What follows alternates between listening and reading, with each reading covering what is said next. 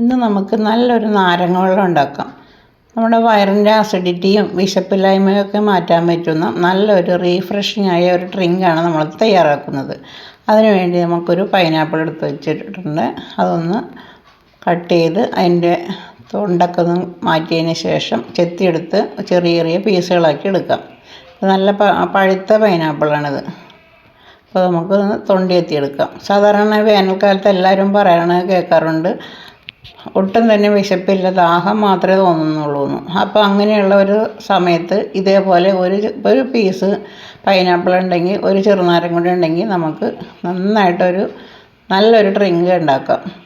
അത് കഴിച്ച് കഴിയുമ്പോൾ നമ്മുടെ വയറിൻ്റെ ആ അസിഡിറ്റിയും എല്ലാം മാറി നല്ല റീഫ്രഷ് ആയിരിക്കാനായിട്ട് സഹായിക്കും. അപ്പോൾ ഞാനിതെല്ലാം ചെത്തിയെടുത്തിട്ടുണ്ട്. ഇനി നമുക്കത് മിക്സിയുടെ ജാറിലേക്ക് ഇട്ട് കൊടുക്കാം.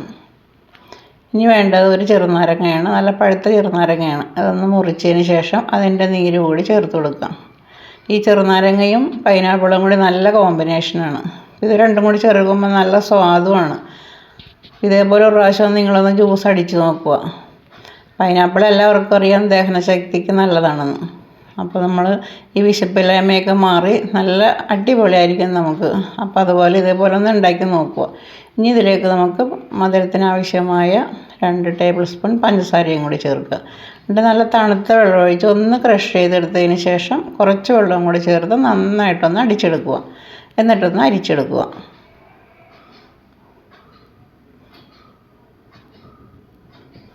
ഇത്രയേ ഉള്ളൂ. നമുക്ക് വേഗം തന്നെ ചെയ്തെടുക്കാൻ പറ്റിയ ഒരു ഡ്രിങ്കാണ്. അപ്പോൾ പൈനാപ്പിളൊക്കെ കിട്ടുമ്പോൾ ഇതേപോലെ ഒന്ന് തയ്യാറാക്കി നോക്കുക. അപ്പോൾ ഈ ഗ്യാസ് പ്രോബ്ലവും ദഹനക്കുറവും വിശപ്പില്ലായ്മയൊക്കെ മാറിക്കിട്ടും. ഇനി നമുക്ക് സെർവിങ് ഗ്ലാസ്സിലേക്ക് കുറച്ച് ഐസ് ക്യൂബ് ഇട്ട് കൊടുക്കാം. എന്നിട്ട് നമ്മുടെ ജ്യൂസ് ഇതിലേക്ക് ഒഴിച്ചു കൊടുക്കാം. ഒരു പ്രാവശ്യം നിങ്ങളിങ്ങനെ ഒന്ന് കഴിച്ച് നോക്കുക. അപ്പോൾ അതിൻ്റെ റിസൾട്ട് അറിയാൻ പറ്റും എങ്ങനെയാണെന്ന്. അപ്പോൾ നമുക്ക് ജ്യൂസ് അതിലേക്ക് ഒഴിച്ചു കൊടുക്കാം.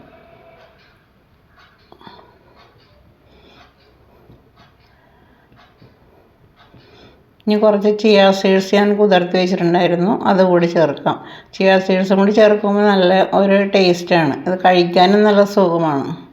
അപ്പോൾ ഉള്ളവർ അത് ചിയ സീഡ്സ് ചേർക്കുക, ഇല്ലെങ്കിൽ ചേർക്കണമെന്ന് നിർബന്ധവും ഇല്ല. അപ്പോൾ നമ്മുടെ നല്ല ഒരു റീഫ്രഷിങ് ഡ്രിങ്ക് റെഡി ആയിട്ടുണ്ട്. ഇതൊന്ന് കഴിച്ച് നോക്കാം. നല്ല ടേസ്റ്റാണ്. ഈ പൈനാപ്പിളും ചെറുനാരങ്ങയും കൂടി നല്ല കോമ്പിനേഷനാണ്.